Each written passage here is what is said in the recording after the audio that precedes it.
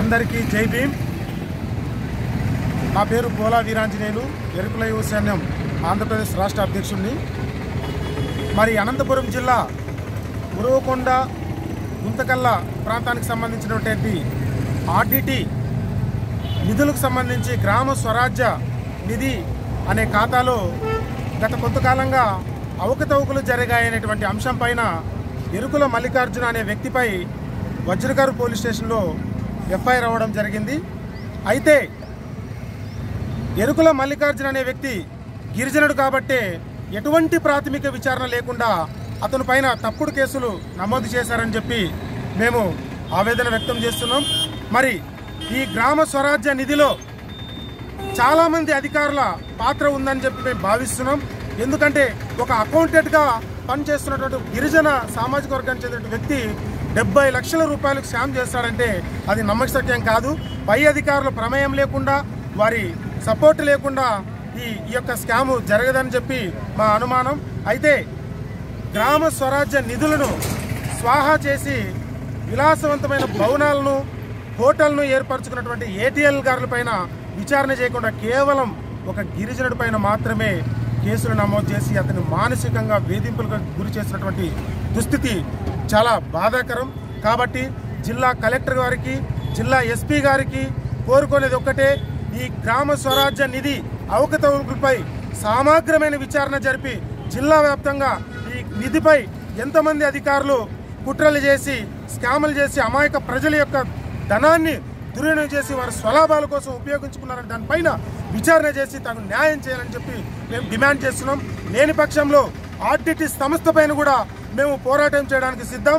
మా ఆర్డిటి సంస్థపై మాకు ఎలాంటి దురభిప్రాయం లేదు.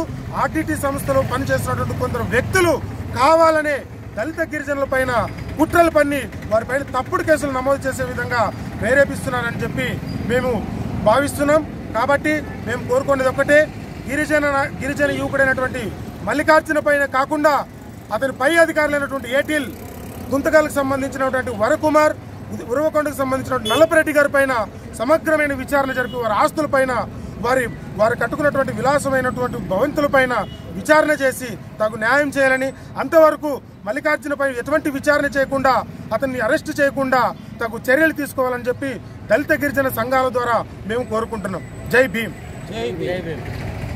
ఇప్పుడు మల్లికార్జునని నమ్మించారు అంటున్నారు కదా, ఆ అధికారి ఏ హోదాలో ఉన్నాడు అది చెప్పగలవా?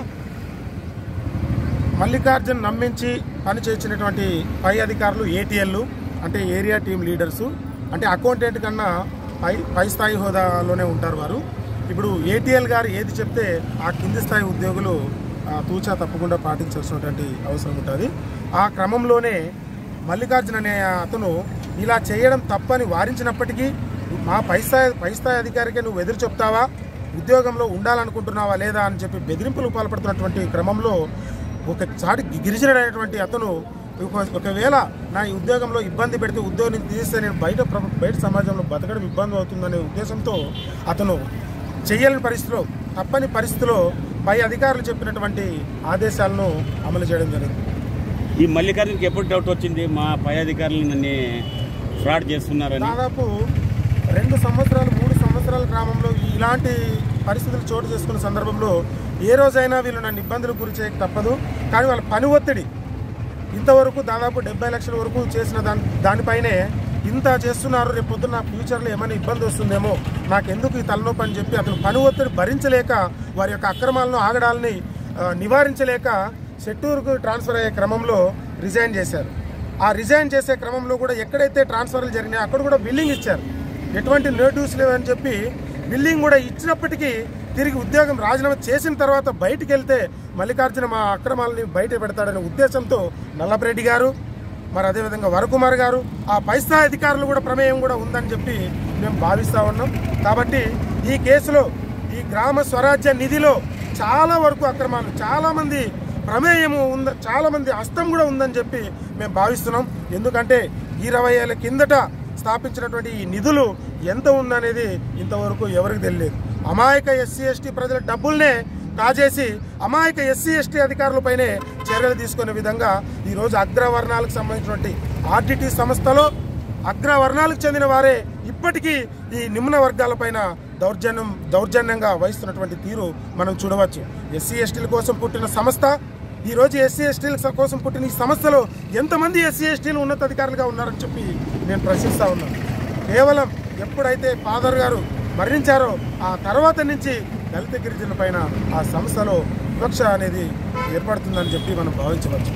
ఇప్పుడు మల్లికార్జున ఇలా జరుగుతుంది మన డిపార్ట్మెంట్లో అని ఇప్పుడు వాళ్ళ హెడ్ ఆఫ్ ది వాళ్ళకి ఎవరు చెప్పలేదా? ఆర్డిటి వాళ్ళకి లేదండి. ఎందుకంటే ఈ ఆర్డిటి సంస్థలో ఒక అధికారి పైన ఫిర్యాదు చేస్తే ఆ పై అధికారులు మీరు ఏదైనా ఉంటే కిందే చూసుకోండి అని చెప్పి చేతులు దులుపుకొచ్చుకునేటువంటి పరిస్థితి ఈరోజు మన ఈ సమస్యలో చూడవచ్చు. దాదాపు ఎన్ని లక్షల స్కామ్ ఉంటుంది? దాదాపు అంటే పోలీస్ అధికారులు చెప్పినంత వరకు 23 లక్షలు, అంటే ఎఫ్ఐఆర్లో వాళ్ళు పొందుపరిచిన ఫిర్యాదు మేరకు 23 లక్షల వరకు జరిగిందని చెప్పి చెప్తా ఉన్నారు.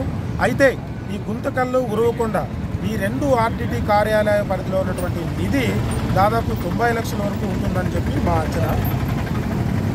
అంటే ఇవి ఉంటాయి కదా, ఇప్పుడు ట్రాన్సాక్షన్స్ ఉంటాయి కదా, వాళ్ళ పేరు మీద జరిగిందా మల్లికార్జున పేరు మీద డిఫరెంట్ చూసుకోవాలి. ఈ ట్రాన్సాక్షన్లో జరిగినటువంటి వాస్తవం ఏంటంటే మల్లికార్జున అనే వ్యక్తిని ఈ ఏటీఎల్ ఇద్దరు నమ్మబలికి మచ్చక చేసుకొని మల్లికార్జున నీకు సంబంధించినటువంటి నీకు నమ్మకస్తులైనటువంటి వారి ఖాతాలు నాకు ఇస్తే వారి ఖాతాల్లోకి నేను జమ చేశాను, తిరిగి ఆ డబ్బుని నాకు లిక్విడ్గా ఇవ్వాలని చెప్పి ఆ రోజు ఆదేశించడం జరిగింది. ఇది తప్పు కదా సార్, బిల్లులు లేకుండా ఇలా చేయడం కరెక్ట్ కాదని వారించినప్పటికీ పై అధికారులమైన మాకు ఎదురు చెప్తామని వారించడం వల్ల బెదిరించడం వల్ల ఆ రోజు తప్పనిసరి పరిస్థితుల్లో మల్లికార్జున వారి కుటుంబ సభ్యులకు వారి నమ్మకస్తులైనటువంటి స్నేహితుల ఖాతాలోకి జమ చేయడం జరిగింది. మరి అదేవిధంగా ఇంకో విషయం తీసుకుంటే మల్లికార్జున అనే వ్యక్తి 4 వ్యక్తులకు మాత్రమే నిధి జమ చేయడం జరిగింది. మిగతా 4 అన్నోన్ పర్సన్స్ ఉన్నారు. వాళ్ళు ఎవరు అనేది మల్లికార్జున తెలియదు. ఏటీఎల్ పేరు వచ్చి నల్లపరెడ్డి గారు, గురువుకొండకు సంబంధించి, గుంతకల్లకు సంబంధించి వరకుమార్. ఇప్పుడు ఇంకా 4 తెలియని వాళ్ళు అంటారు, వాళ్ళ పేర్లు ఏమైనా తెలుసా? ఆ 4 పేర్లు కావలి శంకర్ అనే అతను, తర్వాత ఒక 2-3 పేర్లు ఉన్నాయి. ఆ పేర్లకి ఈ మల్లికార్జునకి ఎటువంటి సంబంధం లేదు. మరి వారి మీద కూడా విచారణ చేపట్టాలి కదా. మల్లికార్జునకు సంబంధించిన కుటుంబ సభ్యులు ఓకే, మరి మిగతా 4 వ్యక్తులు ఎవరు? వీళ్ళు కేవలం కంప్యూటర్లో టైప్ చేసుకొచ్చి, బసవరాజు అనే వ్యక్తి, వీళ్ళు కేవలం కంప్యూటర్లో టైప్ చేసుకొచ్చి ఇతను ఇంత అవినీతి చేశాడని చెప్పి చెప్తున్నారు. ఒక్కసారి ఆర్డిటి ఆఫీస్లో ఆ రికార్డ్స్ని వెరిఫై చేయండి. ఆ రికార్డ్స్ని వెరిఫై చేస్తే ఈ గ్రామ స్వరాజ్య నిధిని ఎవరు దోచుకున్నారు, ఎంత దోచుకున్నారు అనేది పూర్తిగా స్పష్టంగా తెలుస్తుంది. అంతవరకు ఈ యొక్క నిధి పైన మనం అపోహాలు పెంచుకోవడమే తప్ప, అమాయకుడైనటువంటి మల్లికార్జున్ని ఇరికించడమే తప్ప ఎటువంటి న్యాయం జరగదనేదే మా గిరిజనుల యొక్క వాదన, ఆవేదన. అసలు దొంగలు వాళ్ళు. Yes sir. చేయలేని వాళ్ళని అమాయకుని ఇరికిస్తున్నారంట. చేపించిన వారు వాళ్ళు. అమాయకుడిని ఈరోజు బలి చేసింది ఒక గిరిజనుడు. ఒక గిరిజనుడు, అతనికి ఎటువంటి అంగబలం లేదు, రాజకీయ బలం లేదు, డబ్బు బలం లేదు. అతని యొక్క బలహీనతను క్యాష్ చేసుకుని ఈరోజు అగ్ర వర్ణాలకు చెందినటువంటి ఏటీఎల్ వరకుమార్ గారు, నల్లపరెడ్డి గారు అతనిచే ఈ పని చేయించారని చెప్పి మేము బలంగా నమ్ముతున్నాం. మాకు తెలియక ఉంటాడు సార్. ఇప్పుడు ఉరవకొండ పోలీసు వాళ్ళు ఏ రకంగా ఎఫ్ఐఆర్ కట్టారు ఒకసారి చెప్పగలరా సార్? ఉరవకొండ పోలీసు వారు ఏం చేశారంటే ఆర్డిటి సంస్థకు చెందినటువంటి చైర్మన్ తిప్పేస్వామి గారు ఇచ్చిన ఫిర్యాదు మేరకు వారు కంప్లైంట్ ఎఫ్ఐఆర్ చేశారు. ఒక కంప్యూటర్లో టైప్ చేసుకొని ఇతను ఇంత తిన్నాడు అంత తిన్నాడు అని చెప్పి కంప్యూటర్లో టైప్ చేసుకొని ఇచ్చిన ఫిర్యాదుని బేస్ చేసుకొని ఫోర్జరీ కేసు నమోదు చేశారు. అది ఏ విధంగా చెల్లుబాటు అవుతుందో మాకైతే తెలియడం లేదు. ఎందుకంటే అది గ్రామ స్వరాజ్య నిధి అనేది గ్రామాల్లో ఉండేటువంటి హోల్డర్స్, అకౌంట్ హోల్డర్స్ వాళ్ళ సంతకాలు పెడితేనే ఆ డబ్బులు అనేది ఎక్కడైనా కూడా లావాదేవీలు అనేది జరుగుతుంది. ఇన్ని గ్రామాలకు సంబంధించినటువంటి అకౌంట్ హోల్డర్ సంతకాలు ఒక అకౌంటెంట్ మాత్రమే ఫోర్జరీ చేయడానికి ఆస్కారం ఉందా? 70 లక్షల రూపాయలు పలు గ్రామాలకు చెందినటువంటి ఎంతోమంది అకౌంట్ హోల్డర్ సంతకాలు ఒక అకౌంటెంట్ ఫోర్జరీ చేయడానికి ఆస్కారం ఉందా? మెయిన్ చెక్ పవర్ ఎవరుంది దాంట్లో? మెయిన్ చెక్ పవర్ ఉండేది అకౌంట్ హోల్డర్స్కే, ఏ గ్రామాల్లో నివసిస్తుంటారో వాళ్ళకే. కానీ ఆ చెక్కులు మొత్తం ఏటీఎల్ పర్యవేక్షణలో ఉంటాయి.